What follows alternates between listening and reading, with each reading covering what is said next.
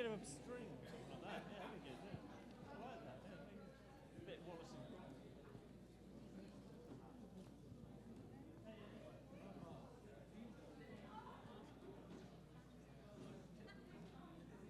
Gromit. Good evening, everyone. Thank you for coming. Nice to see you all here. We have a very good series of talks lined up for your entertainment and education this year. So yeah, please keep coming.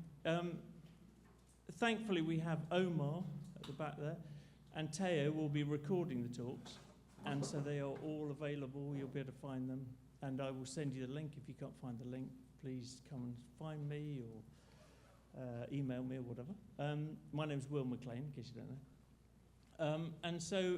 Yeah, I've got first things to do. So I've thanked Omar, good. Number 2 is, Jan Balbalago, who's also a good friend of the school, has talked here about bamboo, has worked on lots of interesting bamboo projects. She has copies of a very interesting book by Jörg Stamm and Munir Bahanvati called Bamboo Architecture Unboxed. She'll be selling copies at the back afterwards if you're interested. There's Jan there. Look, she's sales technique. Yeah, very good. We're not making any money out of this, by the way. It's not some side hustle for me or something. So that's, thank you very much for doing that, Jan. And very pleased to introduce you to Chris Matthews. The reason he's here today is because Dr. Victoria Watson met him at a pub, and he was talking about a very interesting aspect of bamboo technology, which he's going to, I'm not going to share the secret with you yet, but something a bit more kind of local in relation to bamboo, which is very interesting. Chris works with, or his official title is, he is Associate Director at the engineering firm Atelier One, very interesting firm of structural engineers you should look at. Do a lot of kind of temporary structures, work with artists, musicians, and we've had both Aaron Chadwick and Neil Thomas, who set the practice up. We've had them in to talk before. Just to say, I think we are very lucky here in London, particularly this part of London, to be close to so many great design engineers. So you want to meet people like Chris, because they're the people that you want to work with on interesting projects. It is not the same in other places. You go and work in the US, and you're not really allowed to meet a structural engineer, God forbid. So that relationship between structural engineers and design is very, very good and very positive here, and has created some great architecture. So it's really great to have Chris coming in talking about bamboo, wonderful material, and a little bit about some of the other projects. But thank you very much, Chris. Thank you. Oh, yeah, one other note. Like every 15 minutes, this isn't some deliberate thing, just in case you were dropping off to sleep, which I'm sure you won't be, the lights go back on. So I'll be scurrying around in the cupboard, turning the lights off, and if there's a flash in there and I don't come out, then please, phone somebody. But otherwise, so that's what's happening. It's not the end of anything. It's just, whatever. Thank you. Thanks very much, Will. Good evening, everybody. So, as Will mentioned, I am a structural engineer, and I'm very lucky in that the projects we tend to get involved with all have something a bit unique about them, a bit special. So I tend to kind of group our work into 3 categories. We've got unusual buildings at the top here. So on the left, you've got Gardens by the Bay out in Singapore. We were the designers of the structure of the super trees and the glass houses out there. This is a grid shell roof we did out in Australia, Melbourne. It's the Chadstone Shopping Centre. There's a whole separate talk on how you do the panelization of quadrilateral meshes if you're ever interested. In the middle, we've got some of our entertainment work. So that's the London Olympics. That's U2 360, which would have been probably about 2010 now. But when it toured, that was the largest touring structure, ever. And then we do art as well. So this is Mark Wynn's Planet. And this is Anish Kapoor's Cloudgate, or Beam, out in Chicago. I like this one at the moment because there's currently a conspiracy theory that they trapped a baby inside. And there are people protesting next to it to free the baby. which only in America. But anyway, so that's made the news for very odd and unexpected reasons. So today, I'm going to start off by talking about timber briefly, because over the years we've been involved in a lot of timber structures. So this is the Earth Centre canopy near Doncaster. Great structure. Unfortunately, they built a visitor attraction in the wrong place. It's now shut down. But the canopy is still there. It's now a youth centre. You can see it's a space frame, and the nodes were these kind of flitch plate type construction, welded. Turns out that flitch plates and welds aren't necessarily the best way of doing spatial geometry because they crack. So we'll show you the next iteration of that in a moment. We were one of the first people in the UK to get involved in cross-laminated timber, not because we wanted to use a new material, but because it was the best material for the job. So on this particular site, it was extremely remote, and what kept happening was that people came in and stole all the tools overnight, so you just couldn't leave anything on the site at all. So their brief was, build me an envelope as fast as possible that is secure, and we came up with this CLT solution. Hook Park, rivals over at the AA, but this is the kind of next step on from the space frame I showed you earlier. I mentioned that the flitch plates aren't necessarily the easiest thing to build with. So what we did with this was we got rid of those entirely and used what's called Heco screws to make these amazing trusses in the round. And then probably the most complicated structure we've done in timber, the UK Pavilion at the Dubai Expo. These were all timber cassettes. It was designed by Ez Devlin. That's not a render, that's the real thing. And then we've also done kind of school and university buildings. So my point, and that's the best thing about this building, that's York Minster. And we had to basically line up this window so that you could see the York Minster from the balcony.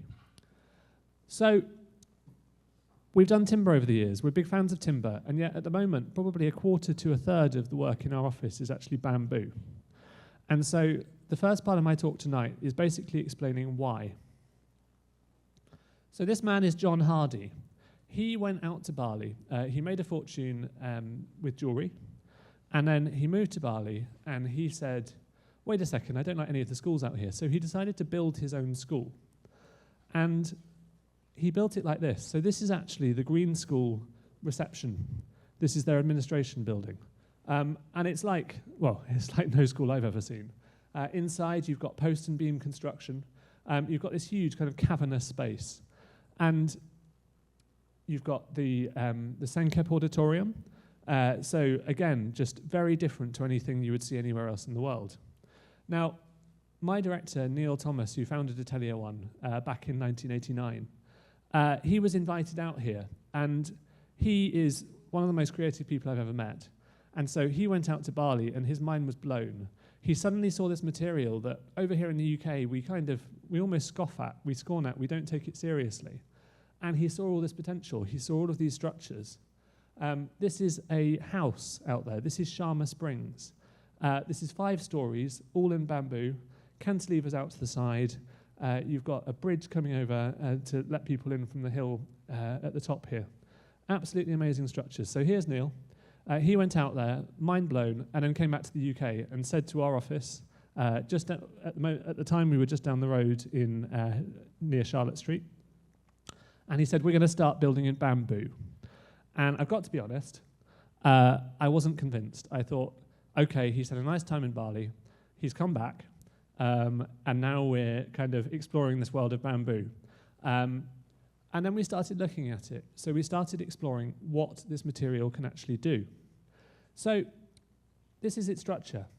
It basically, if you were to try and design the best possible natural material for structural use, it's bamboo. You've got the hollow section in the middle. You've got vascular bundles that give it its strength, a bit like carbon fibre. They all align to give you the absolute strongest material you can get out of bio-based fibres. You can see here, this is a cross-section. You've got your vascular bundles at the outside where they can have the most impact. And to put this into context, so this is standard constructional timber that we use here in the UK and in Europe, C24 timber. So that would take 30 years to grow, and its bending strength is 24 newtons per square millimetre. This is bamboo grown not in Bali, but in Shropshire. And it takes 3 years to grow. And we had it measured in Coventry University. The bending strength is 92 newtons per square millimetre. So we have a material that is growing 10 times faster and is 2 or 3 times stronger than standard timber. So you can see that as soon as we started looking at this, we saw amazing potential very quickly. Another way of putting this into context, I mentioned that we do a lot of entertainment work. So one of our mainstays is the aluminium scaffolding tube. A 2-metre aluminium scaffolding tube can take 1.5 tons. So can a 2-metre, 100 mil diameter bamboo pole. Weight-wise, yes, the aluminium's a bit lighter, 1.6, 1.7 kilograms a metre rather than 2.1. But embodied carbon-wise, the bamboo is 1/30th of the aluminium tube, and that's before you take into account any of the sequestered carbon. So you can see it kind of stacking up very quickly. If you want to use a hectare of land to absorb as much carbon as possible, it's an extremely hard thing to measure, but the numbers that we've seen suggest that with bamboo rather than timber, you can sequester 1.5 to 6 times more carbon per hectare per year on a bamboo plot. And in terms of the impact that it can have on global temperature, the big thing about bamboo is that because it is growing so fast, whereas planting trees takes 30 years to establish, with bamboo you can get a result within 5 or 6 years. So if we want to start having an impact on greenhouse gases now, then what we should be doing is planting bamboo to try and get the temperature increase as low as possible. And I mean, there are other benefits. So bamboo, you can restore degraded land. It can actually, with phytoremediation, so you can actually remediate the soil. It will take the contaminants out of the ground, and other plants can grow underneath it. So you can put it on really poor soil, and it allows the soil to become more nutritious and other plants to grow. And also, because it grows in 3 years, you're not waiting for 30 years for your return. So if you have a community that wants immediate results, bamboo makes a lot of sense. And this is just a root diagram, so it can be planted alongside trees and other crops because actually its roots are only at the very surface of the material. Of the soil. So it's been around a long time. It's not a new material. It's quite a nice timekeeper, isn't it? It's great. So everybody always says, I've been to Hong Kong, they use bamboo for scaffolding in Hong Kong. Yes, they do. It's great, but it can do so much more. The issue was that bamboo structures weren't durable. And a woman called Linda Garland in Bali and some others pioneered the treatment boric acid.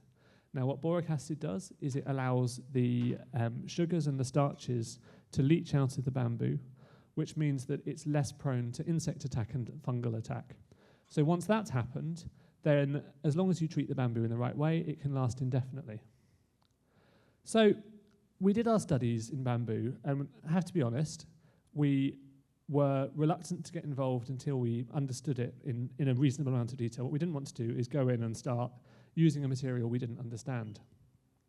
So this was one of the first buildings we helped with.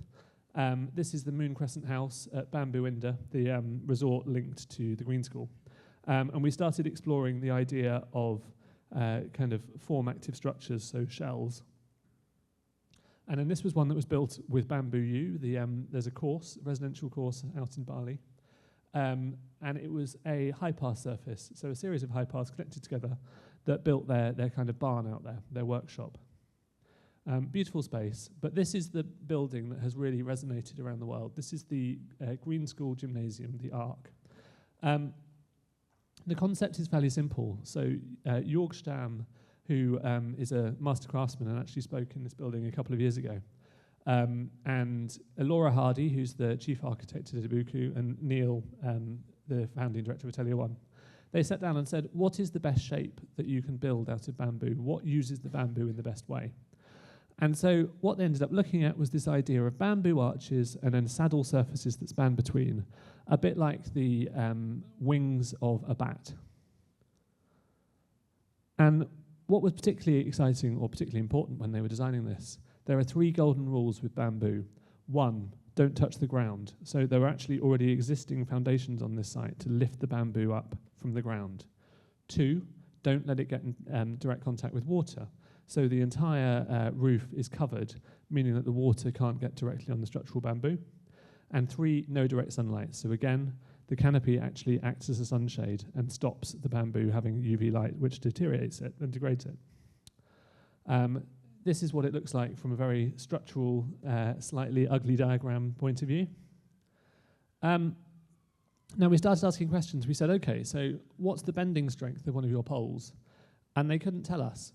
So we had to start from scratch. We had to actually test individual poles to work out what the bending strength was. Then we had to look at, there's a technique called reb, which is how you make curved members. So you basically put notches in it. Now, I don't know how much structures you've all done, but putting notches in a beam is a really bad idea in terms of the structural capacity, so you've got to stitch it back together again. So we were looking at how you stitch it back together. And this is then one of these stitched beams that we were then doing load tests on to find the most efficient, best way of stitching the beams back together. Here we go, so quite some significant load test.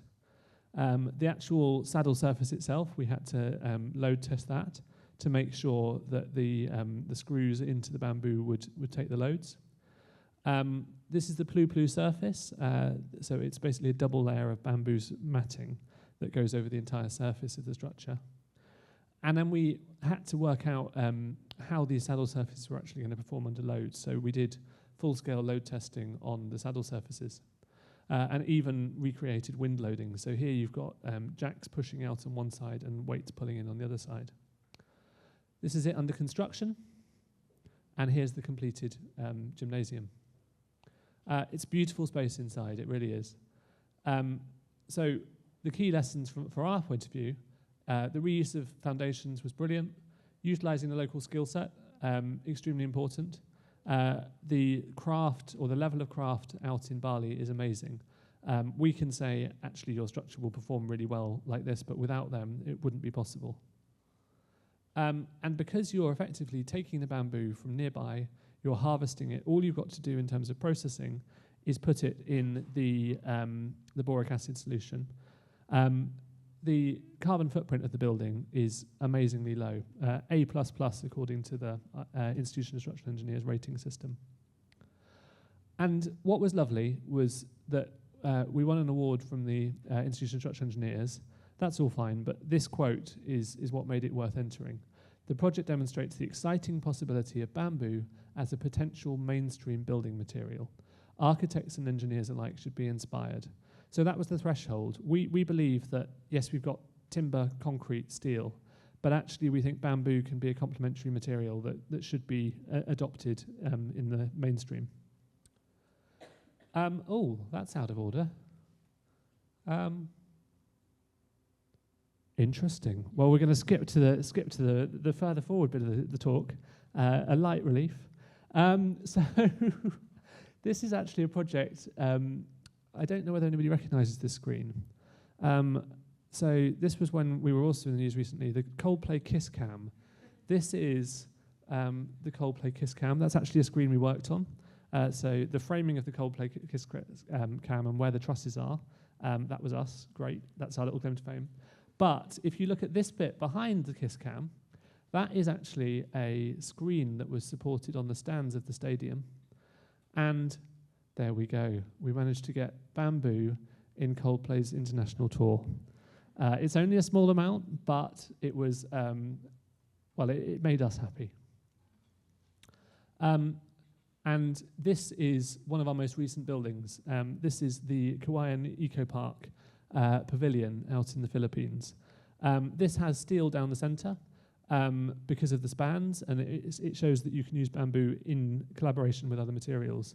This is actually a typhoon and earthquake region, so the loads are huge, which is why there's, why we needed some help, basically. back to the order I was expecting this to be in. So here we have engineered bamboo. The equivalent of plywood, basically.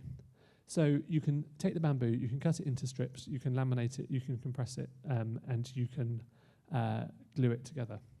And it gives you a whole range of new possibilities, because effectively anything that you can do with timber, you can do with engineered bamboo. The strength properties vary, but it comes out as about double. Once you've done that process, it's still double a standard constructional timber. And it really, or the strength really comes into its own when you're looking at things like multi-story construction and kind of large span roofs. For a standard domestic house, it's interesting, but you don't really get the benefits. So some examples of what people have been doing in engineered bamboo. This is an entire house. It was built at the Nanjing Forest University in China, so they had a reason for wanting to build in bamboo. This is the Nanjing Tourist Center, a pavilion. These are all engineered bamboo beams. This is the Norwegian pavilion at the Shanghai Expo in 2020. And then this is, believe it or not, everything you see in that photo is engineered bamboo. So this is an exhibition hall in Hangzhou in China. And then Zhejiang in China, this is a tower that has been built. So 6 stories, it's now fully clad, and they're using it, they're testing it out. So it's happening. It's happening in China a lot faster than it is here, mainly because they've got a lot more bamboo. But it shows that all of this is possible. But closer to home, there are a couple of examples you may have seen. So if you've been through Madrid Airport and looked up, the cladding is actually a bamboo veneer. And Hotel Jakarta in Amsterdam, everything you see in that photo is bamboo veneer. The actual structure isn't bamboo, but it's still impressive that they were kind of willing to push forward with such a new material. In terms of it being used in the UK, so there are now a suite of codes that allow us structural engineers to use bamboo if we want to, that have been adopted in the UK. This man, David Trujillo, at Coventry University, has been kind of championing that and has written a lot of the codes, and we're very glad that he's part of our team at Atelier One day a week. So, bamboo in the UK. These are the hardiness zones. Shropshire is in this zone 7. Actually, you can grow more exotic bamboo in zone 8. So down in the southwest, there are various botanic gardens. So Treba Gardens in Cornwall are growing. In fact, this bamboo here is from Treba Gardens in Cornwall. And just here you've got Howe Atelier Gardens, and I'll mention them again later. And then the coast of Ireland. Basically, it's how cold it gets in winter. You'll see actually that London is a little hotspot. Because there is so much thermal mass in London, actually it doesn't get very cold, so it's perfect for bamboo if you ever want to plant some and annoy your neighbours. So my mother-in-law kindly said that I could plant some bamboo in her garden. This is my son Paddy, he's been helping me. So this is the first culm, or the first sprout that came through Easter Day this summer. And by the 9th of July, it was 3.1 meters high. So Paddy and I were measuring it regularly, and at its peak, it was growing at 13 centimeters a day. That's the first year we planted it in the UK. So it really does kind of take to this climate. This isn't the kind of tropical diameter, but it shows the potential. This photo is actually Dublin Zoo. And here, they've got 6 or 7 meter height poles, kind of 60 or 70 mil diameter. And they're growing 56 different varieties of bamboo. So it definitely grows here. So slightly unexpectedly, we got involved with this group called Imagineer in 2021. In fact, during the lockdown, I think it was the 3rd lockdown. There were a lot of them. And they said, okay, brilliant, what can we do with bamboo? And they had an online kind of series of talks where they got artists involved and people from around the world. So we had creatives from Ghana, all across the Commonwealth, talking about bamboo. And once lockdown was over and we were able to come out again, summer 2022, this was the first bamboo summit.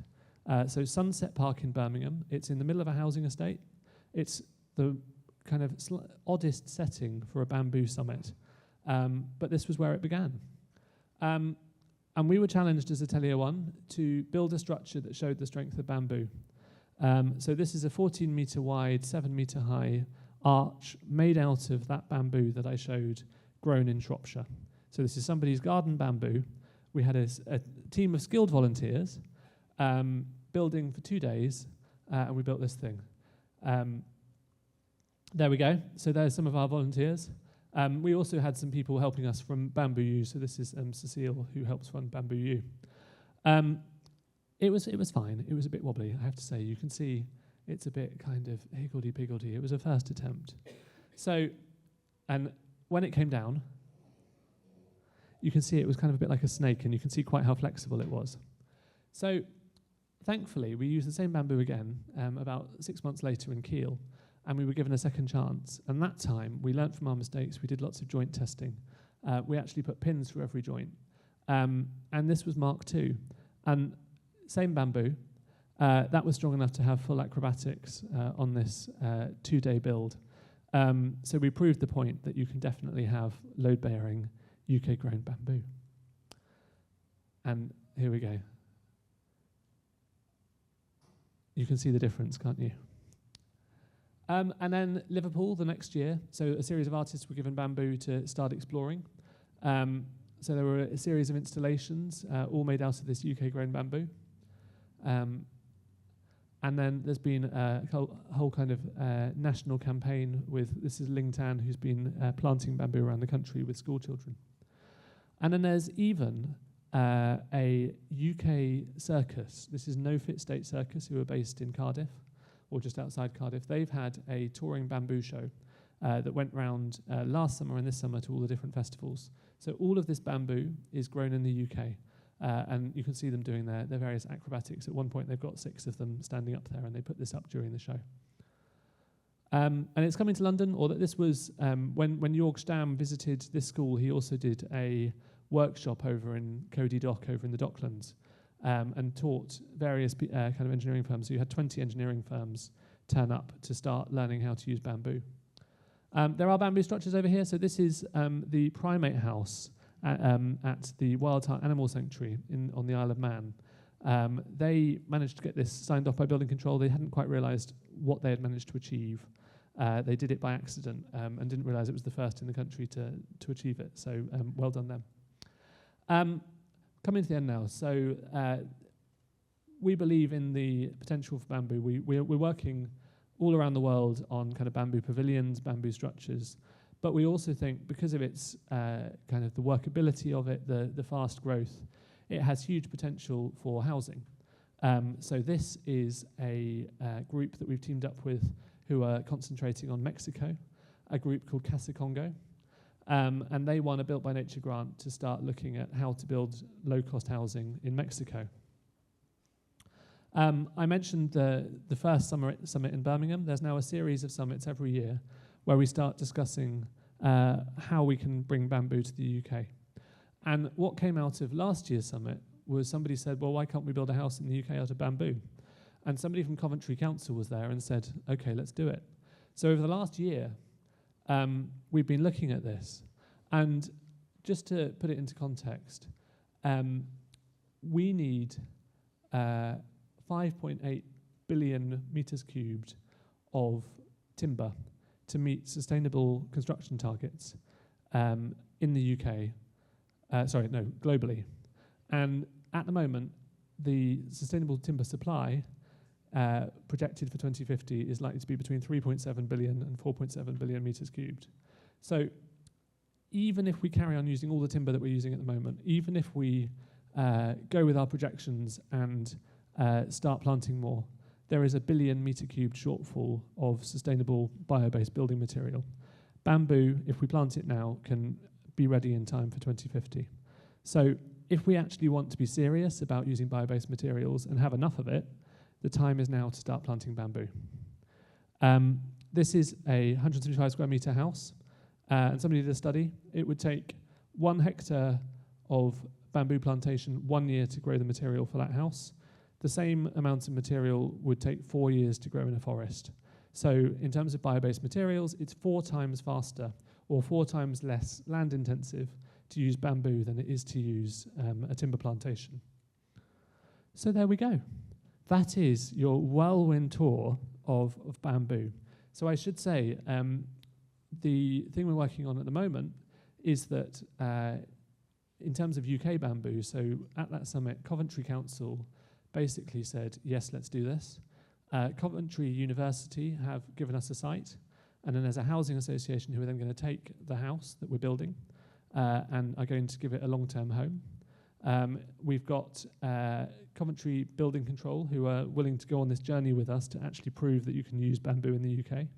So it's all falling into place. We've got more and more partners helping us with this dream to build a house of bamboo in the UK and show that it can be kind of fully building regs compliant. And there we go, that's Tarn. He's both a rigger and a circus performer, and was unafraid of standing on the top of this slightly wonky bamboo arch. Thank you very much.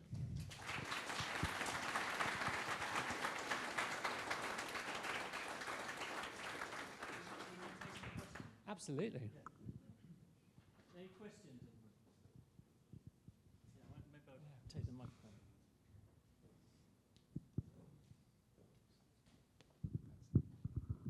Thank you for the presentation. I just wonder, the last bit of your presentation, you're saying the UK gonna have a house, like in Coventry. This is what my question actually. I'm looking forward to see a house, a proper building, rather than pavilion. And where are we now? Okay, as in where have we got to? Yeah. So in the last few years, I mentioned David. He has managed to get all the codes approved. So there is no kind of technical reason why we can't do it.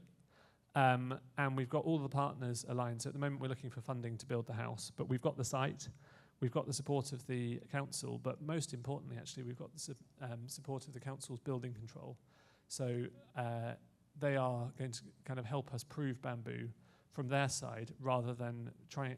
If you were to go to a kind of standard building control, they would be extremely hesitant and say, why on earth are you trying to build out of bamboo? Whereas Coventry Council have said, let's do this, let's help you. So at the moment, it's a feasibility study that we're doing, and we are then, once we've done that feasibility study, we'll be looking for funding. But we've got the site, we've got various partners who are willing to help, and we've got a kind of long-term owner for the house. Very exciting. I think so. I'm excited by it. It needs to happen. I think it's going to happen. It would just be nice to make it happen now, really.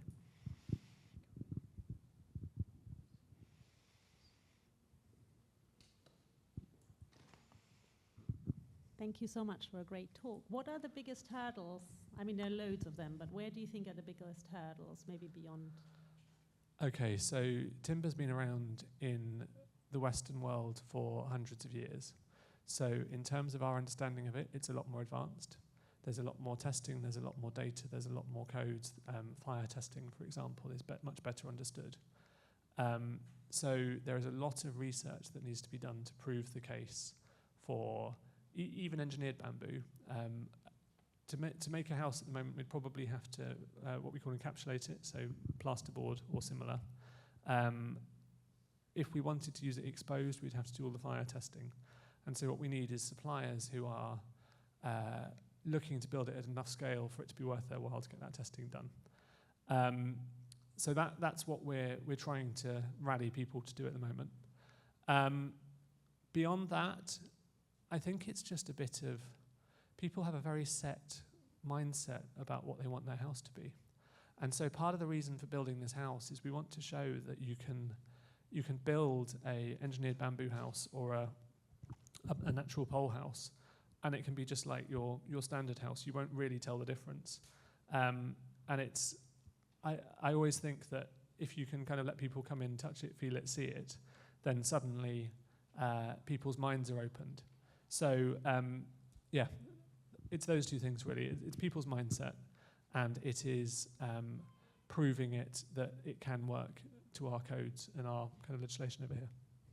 Sorry, if I can continue on this, you're saying, and it feels like chicken and egg. On one hand, you need economy of scale to get it tested, but I suppose you can't get it at economy of scale if it's not tested. Which is why you need, we wouldn't be able to do this house commercially immediately. So we're looking for kind of grant funding to do it rather than it being a commercial enterprise. But that's why we want to kind of set this bar and have an example out there that people can come to, they can see it. It will be there for a number of years, indefinitely. So that we've got the proof there, and then other people will then kind of have that impetus and be able to use our case study for proving their structures.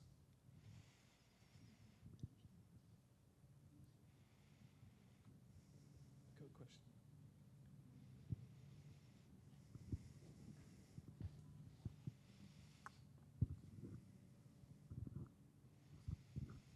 Thank you for the presentation, but I wanted to ask, because you told us there's 3 rules with bamboo, which is no contact to ground, no sunlight, and no water contact. How would you Do that in the UK? Yeah, because our weather is quite... No, it's true. So imagine wrapping a coat around it. So what you're doing is a bit like timber here. So you don't have your timber framed house with the timber on the outside. You have your timber frame, and then you have a cladding around it. So it'd be very much the same with bamboo. You can use the same skill set. And then in terms of the don't touch the ground rule, over here we actually have a rule that you can't have the timber within, I think it's 100 mil of the ground. You've got to lift it up. So you would have the same rule. So all of the kind of the work to show how you do it has already been done for timber frame construction, and you're basically borrowing that and applying it to bamboo. You also, from all your presentation, you told us all the positives of bamboo. What is the difference? What's the worst part of having bamboo? What's the negative? What's the downfall of it? I need to rehearse this question better because everybody always says that, and I don't have that many negatives for it. If you use bamboo in its natural form, because it's so structurally efficient, because all of the material that's doing the work is on the outside, if you were to put a match to it, it would be gone in 10 minutes. So you've got to think about it differently. You've either got to have a kind of fire strategy for the building, or you've got to have it wrapped. So for the moment, you would have to either have it as part of a build-up with other materials in a wall, which is what Casa Congo are doing in Mexico, or you could use it for the roof structure. And I think research is needed into showing kind of how you can use it for more than that. That's for the natural form, but for the engineered form, we've got results showing that actually it burns similarly to timber. So it chars, and therefore you can just put extra thickness in. So that's one of the points. And then I think in terms of more widespread adoption, there is this kind of, people always say, oh, is it an invasive species? It's not an invasive species. It grows fast, but it only spreads via its roots. So if you have a root barrier around it, or if you have a ditch and make sure that the roots don't extend across the ditch, then you can control it. So you've just got to think of it as a crop rather than something that you want to plant next to your neighbour's fence. Thank you. I just wanted to ask, what is the lifespan of bamboo? Is it better than normal timber, or is it worse? Okay, so as long as you follow the 3 rules, there is no reason why it can't last indefinitely. So some of the projects that have been built out at the Green School, for example, they've been there coming up to 20 years. There are examples of kind of bamboo suspension bridges that were thousands of years old. I mean, obviously they've rotted. So, and since we got the boric acid treatment, it's probably been about 20 years since that became widespread. And those buildings are all still fine and not showing any signs of aging. So, yeah, we'll see, basically.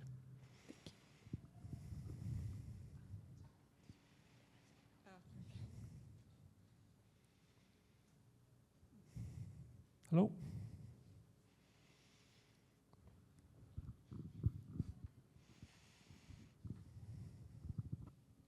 Again, thank you for your lecture. It's really interesting.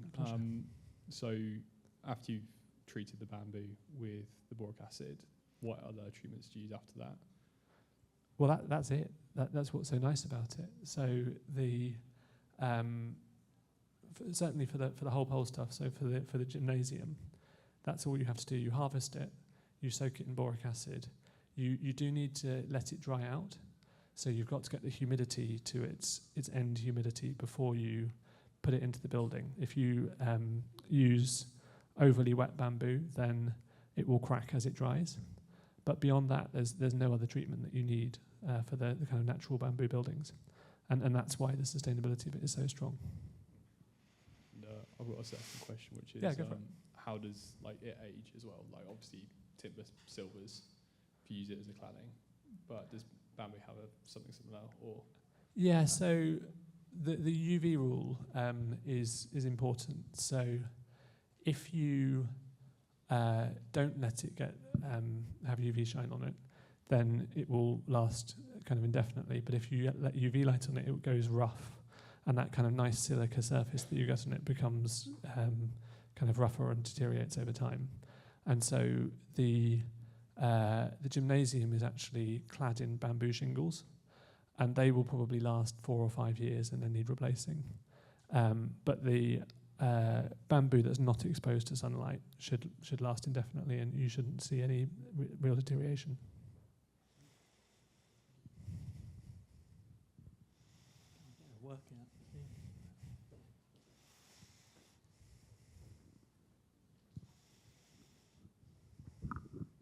Hello. I guess I have 2 questions. The first question is kind of about the drying time. Yeah. Is the 3 years in the calculation also with the drying time of the bamboo itself, with the processing and everything as well? No. So the 3 years is basically the first year it grows. So the bamboo grows in a single season. So I mentioned that the bamboo that I'd been growing in my mother-in-law's back garden, that started in April, and its growth was complete by the end of July. Then that pole will not grow anymore during its lifetime. It then has 2 years, and there's no other growth going on in the plant until the next growing season. So it all happens in that 2-month period, which is why you get these amazing figures of quite how fast bamboo grows. Over the next 2 years, it densifies and becomes harder. So if you cut it as soon as it grows, you don't get the strength. After the 3 years, you cut it, and then it's ready to be used. But you do, the drying is then additional to that, so you've got to let it get to the right humidity. So it's 3 years plus drying. But what's nice is because it's a grass, actually the more you cut bamboo, the faster it grows back. So unlike timber, where by cutting it, you're basically needing to replace the plant, with bamboo, actually you're helping it. I guess on that point, if you let it grow for more than the 3 years, would it be a stronger bamboo, or is that like the peak? No, it starts deteriorating after that point. Okay. And I mean, different species, the amount of time that you can leave it varies, but you actually get to the point where it starts falling over and dying. Okay. So it actually helps to harvest it after the 3 years, which is why a harvested bamboo plantation grows faster than a non-harvested one that's just left to its own devices. Right. And I guess my second question was, with the boric acid, when it bleaches out the starch and all of that, would there be a possibility to create kind of like a bamboo-crete with that starch? I mean, there might be. I don't know. But it sounds quite interesting. People are doing some really amazing stuff out of it. I mean, I haven't shown any of the examples, but there is a wind turbine that it's claimed was made out of bamboo resins. There's a company called, I think it's Cobratex in France, that are doing, instead of carbon fibre, they're replacing the carbon fibres with bamboo strip. And they found a way of welding it so you can basically get a continuous bamboo tape. So there's all sorts of people looking at how you can use bamboos in different ways. Bamboo cricket bats, bamboo socks. So yeah, that people are kind of trying to find ways of using it. I even bought some bamboo tea the other day, but that's disgusting. That tastes like grass clippings, so don't get that. Hi, I've got a question. When you opened your introduction, you showed those beautiful buildings in Bali. So this house you're building in the UK, will it have that beauty, or will it be like a suburban house in Milton Keynes? No, it's interesting, isn't it? So it would be lovely to have that beauty, but I think our brief is that you should be able to walk past it and it should fit in. So it's a shame, but most people know what they want their house to look like. So I think for this one, our kind of aim is to show that it can be like a standard house and that people would adopt it. But then once we've done that and once we've proven it, then hopefully we can then go off and do some more interesting stuff. I personally would love a house with one of those roofs as kind of the top floor, a bit like a kind of barn conversion, but with a bamboo dome.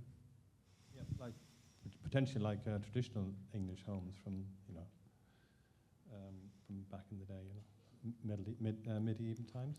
Yeah, exactly. I would love that. That's my dream, to grow enough of my own bamboo to build my dome on top of my house. Yeah.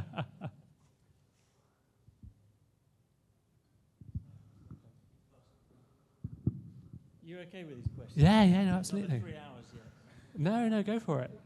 I also have a couple questions. The first one, I don't know if you mentioned it, but how cost effective is it compared to timber, both like in its raw form and once you engineer it? Yes. So in its raw form, it's incredibly cost effective. And I mean, there are countries, I like Jamaica as an example. So Jamaica, they've actually just recategorized it from a weed to a crop.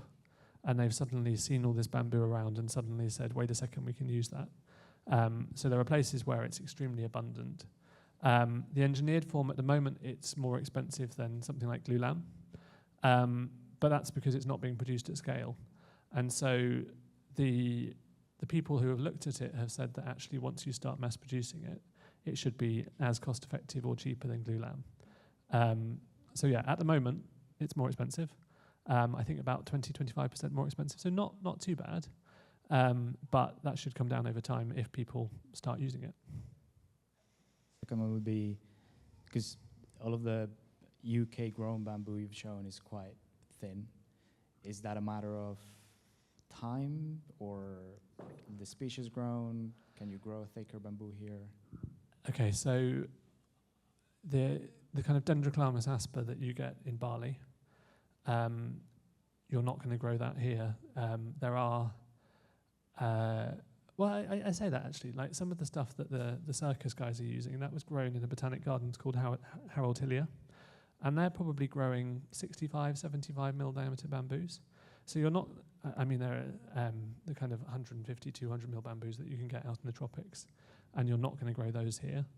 But you can actually grow a lot larger bamboos than people realise in the UK, particularly in those zones where it doesn't get cold around the coast.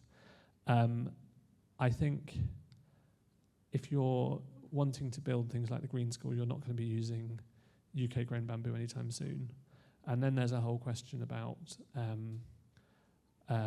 do you import it? How does the economics work? And actually, there's a whole kind of sustainable, fair trade kind of growing scheme where actually you're helping local communities by buying their bamboo. So that's a much bigger topic of do you grow it here or do you grow it over there and then import it in a big container? And if you ship it, actually the embodied carbon of the shipping isn't so bad.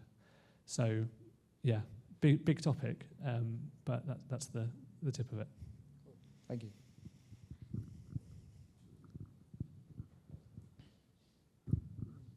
Can I just do just geographically? Hello.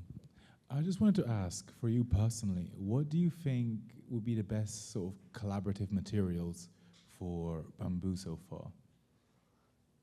How do you mean collaborative materials? As in, what do you think complements bamboo the most? Ooh, interesting. So the stuff that we've seen in the UK, we've had various artists who are basically given a batch of, this is what we've managed to grow, what can you do with it? I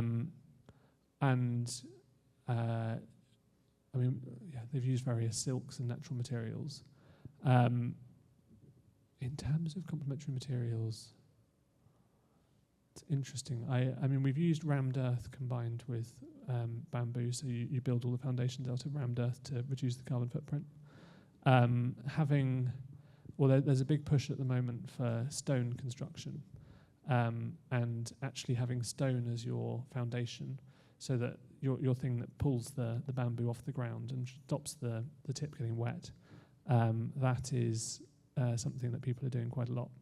So yeah, maybe rammed earth and stone, I would say. But I mean, there's lots of different ones. No, thank you so much.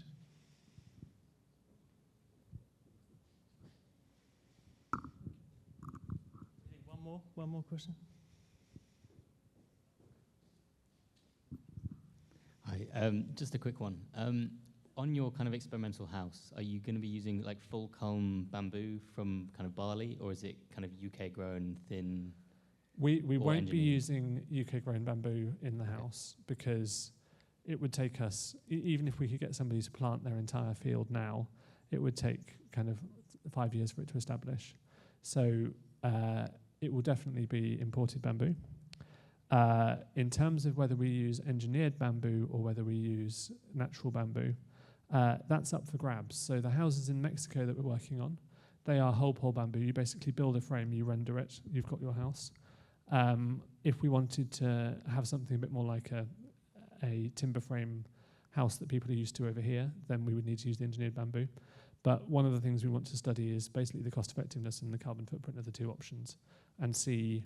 Part of it is we're talking to some house builders about whether they want to do it, and part of it will be using their skill set, basically. So yeah, we'll see. One of the two. Cool, thank you. Well, look, thank you so much for such a great talk. And my only question is, what's the variety? What are the varieties we should be planting? Okay, well, the one I can vouch for is Philostachys vivax aureocaulis and Philostachys vivax hengwenjiao. Those are the two that I was told would grow best in our climate. This stuff is Burinda, and that also gives you a nice thick pole. So yeah, I can vouch for those three, but again, I think people need to try it out in the UK more to see what grows best and what's most useful.